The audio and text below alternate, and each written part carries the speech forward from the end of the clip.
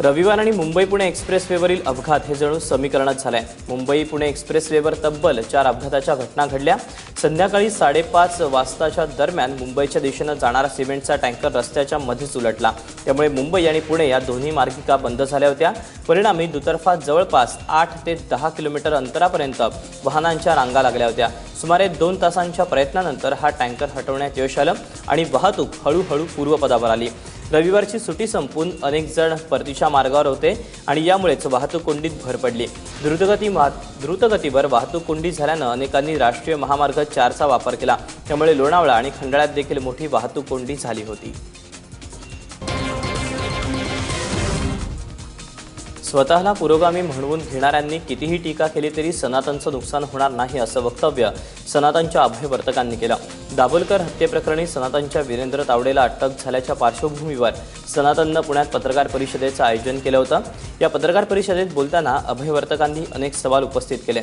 अफजल गुरु कसाब यासारख्या दहशतवाद्यांना वकील मिळतो, मात्र समीर गायकवाडला वकील का देण्यात आला नाही असा प्रश्न देखील वर्तकांनी उपस्थित केला। सरकारने त्या ठिकाणी कोण वकील दिला माहितीये? 75,000 रुपये देऊन माननीय मुख्यमंत्र्यांनी त्या ठिकाणी हर्षद निंबाळकर तेलगीचा वकील दिला, खोटं काम करणारा वकील दिला। आणि हर्षद निंबाळकरांनी म्हणे त्याच्यामध्ये सांगितलं की पुंगळ्यांचा तपास व्हायचा म्हणून खटला चालवू नका। समाजात सध्या असणारी विषमता आणि काही समाज घटकांवर होणारा अन्याय दूर झाला तरच नक्षलवादाची समस्या संपू शकेल असं मत ज्येष्ठ समाजसेवक डॉक्टर प्रकाश आमटे यांनी व्यक्त केलं। कल्याणातील सुभेदारवाडा कट्ट्याच्या वर्षपूर्ती सोहळ्यानिमित्त डॉक्टर प्रकाश आणि मंदाकिनी आमटे या दाम्पत्याची प्रकट मुलाखत घेण्यात आली। यावेळी ते बोलत होते, आम्ही आयुष्यभर निरपेक्ष भावनेनं काम केलं। समाजानं भरभरून दिलेल्या आणि देत असलेल्या प्रेमाच्या बळावर आमचा हा खडतर प्रवास करता आला। तसंच समाजात आजही संवेदना जागृत असल्याचं डॉक्टर प्रकाश आमटे यांनी यावेळी सांगितलं।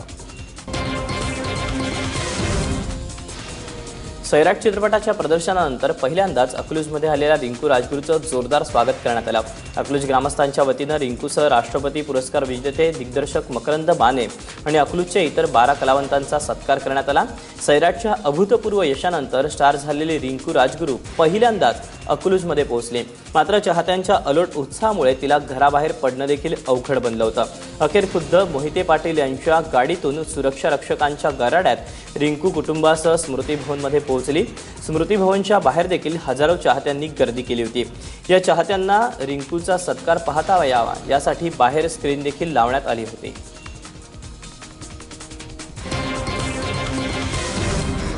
खरं मी पहिल्यांदा गावी आले आणि मला इतका भरभरून प्रतिसाद मिळाला आहे आणि गावाकडून इतकं प्रेम मिळालं, तर हे गावाकडचं जे प्रेम आहे आणि ह्याचं सन्मानित मला जे गावाने केलं हे यश मला खूप मोठं वाटतंय।